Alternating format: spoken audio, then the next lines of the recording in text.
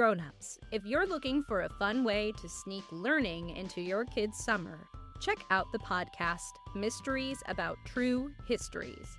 In every episode, Max and Molly travel through time and space to keep the troublesome trolls from causing chaos.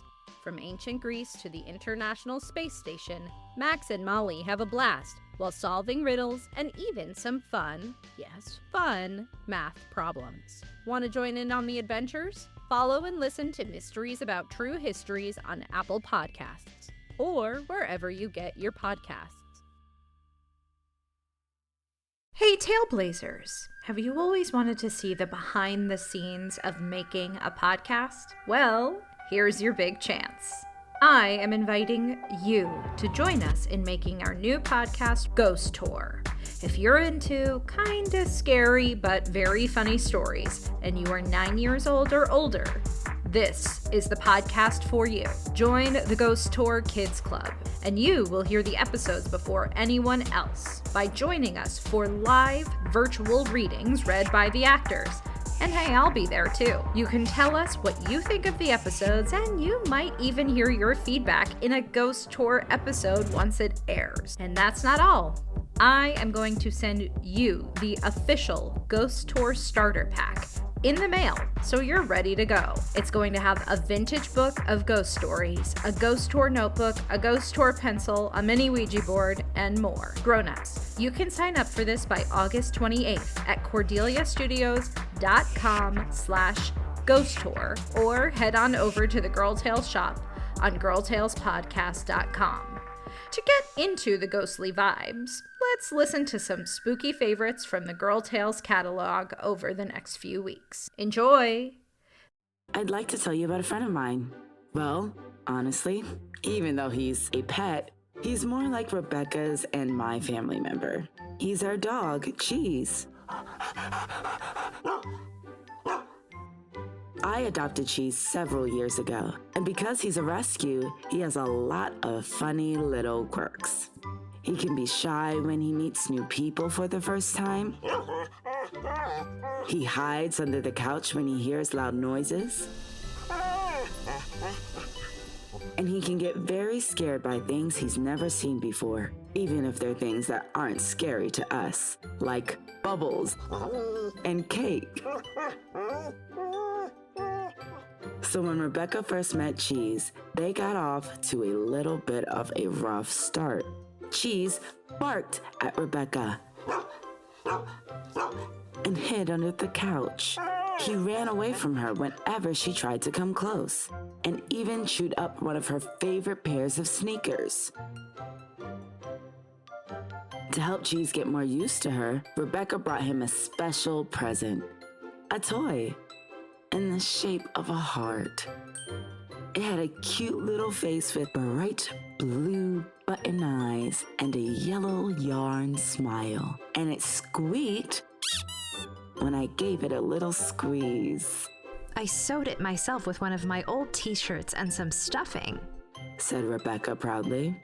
I thought maybe if he has something that smells like me, it'll help him get used to me being around. I gave her a hug. The heart toy was adorable, and I was touched that Rebecca had so thoughtfully made a present for my boy. Thank you, Rebecca, I said.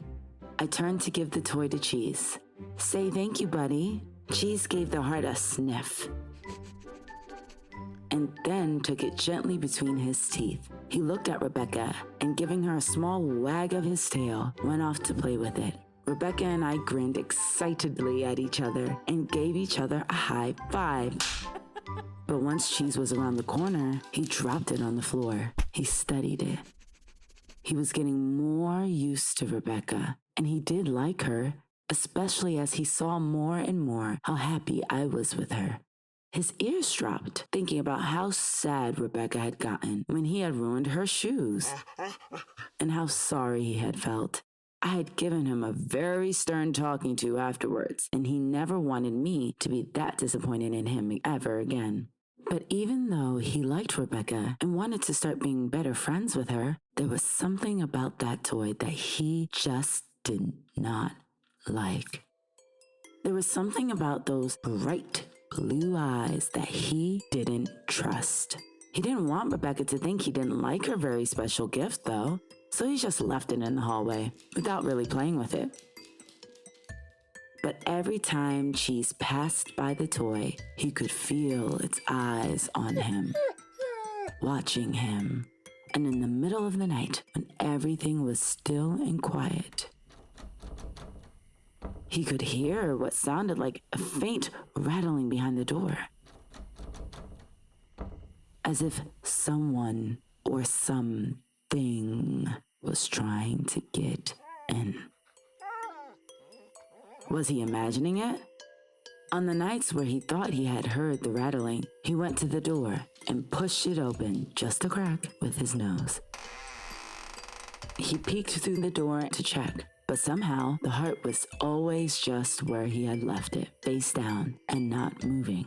Even so, he felt suspicious and started making it a habit to get up at the middle of the night to check and make sure it was still there.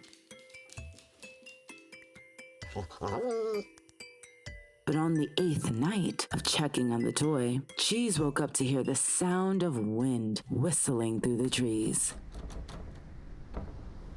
The rain made a light tapping sound across the window. And when he looked out, he could see that the full moon was hanging in the sky, covered by clouds. A storm was coming. Cheese shivered but stood still. As usual, he went to the door and nudged it open with his nose. But at that exact moment, the clouds covering the moon shifted. The moon's light shone through the window and through the crack in the door, lighting up the toy's bright eyes like two burning bright coals. It was face up. When he saw the heart's eyes shine and gleam, Cheese couldn't take it anymore. He had to protect everyone. The toy had to be stopped. Cheese burst through the door, pouncing on the heart with his paws. With a soft growl, he bit into the toy, making it squeak loudly one last time. He paused, worried that the sound would wake me up, but when he didn't hear any movement, he dragged the heart to the living room. First, he bit off its bright blue eyes, then its yarn smile, and then he clawed and shook the toy between his teeth until it was torn to shreds. After he was done, Cheese hid what was left. Nothing but stuffing and fabric under the couch. His ears went back as he thought for the first time about what he had done. He was probably in for another stern talking to. And Rebecca, well, she had tried hard to be friends with him. Wouldn't she be hurt that he had ruined her special present? A few minutes later, I got up and opened the bedroom door. I had heard the squeak and wondered what Cheese was doing up so late. As I stepped out into the hallway, I shivered with the cold, so I paused to close a window that was letting in gusts of wind, making all the doors rattle. As I walked towards the living room, I saw the heart toy Rebecca had given Cheese was gone. I frowned, remembering how I accidentally kicked it on my way into the bedroom. I wondered if I had kicked the toy a little too hard and made it roll under something. I reached the living room and turned on the lights. There was Cheese, looking up at me innocently and wagging his tail. "What are you doing out here, Cheese? Why aren't you sleeping?" I asked. The sounds of rain outside picked up and began tapping more loudly on our windows. There was a bright flash of lightning followed by a loud crack of thunder. "Is the sound from the storm scaring you?" Yawning, I sat on the couch and rubbed the sleep from my eyes. Cheese looked under the couch where what was left of the toy was hidden. From there, even with the noise from the storm, he heard a faint squeak, squeak. Cheese whined softly. Why was he still hearing that noise? Hadn't he finally gotten rid of the toy forever? There was no way it could still be doing this. But somehow, the squeaking grew louder. Seeing him uneasy, I sat on the floor with him so that I could pet him and rub his head. "What's wrong, boy?" I asked, concerned. "Is it just the storm or did something happen?" Cheese continued to stare under the couch. He felt another wave of guilt rush over him. He imagined the looks on Rebecca's and my faces when we found out how he had destroyed the toy. Would Rebecca even want to be friends anymore after she found out what he had done? "Cheese," I continued. "Cheese, are you?" With a howl, Cheese dragged out the remains of the heart. He pawed at the pile of stuffing and fabric, trying to get the squeaker and silence it once and for all. "Cheese! Cheese!" I cried, and pulled him onto my lap. I laughed. "It's okay, buddy. It's okay." Cheese shook a little with nervousness. "Aw, buddy. You didn't really like that toy much after all, huh?" I said. I hugged him and pet him with gentle, soothing strokes until he calmed down.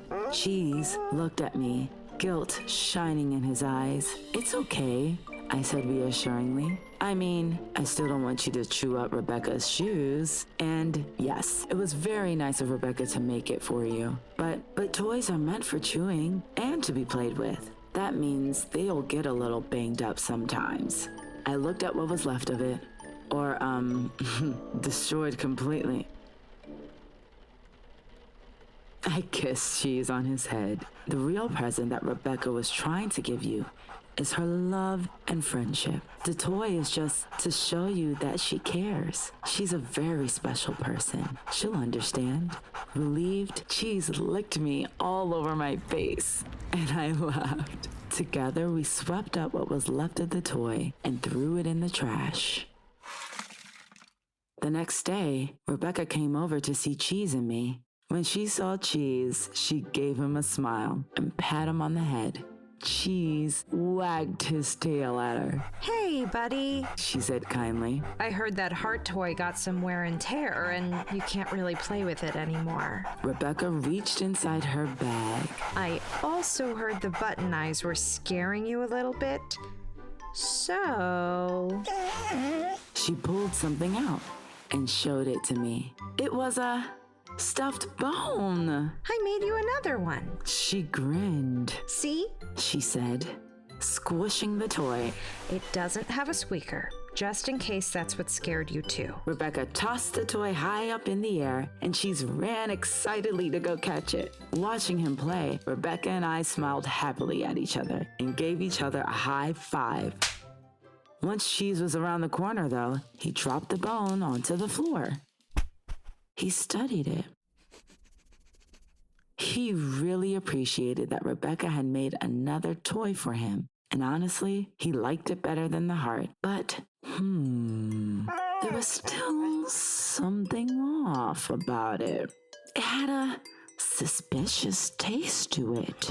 There was just something about the taste of the bone toy that Cheese couldn't trust.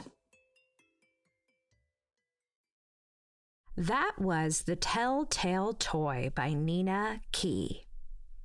Performed by Rama, Orleans-Lindsay, and me, Rebecca Cunningham. Produced by Chad Chenail.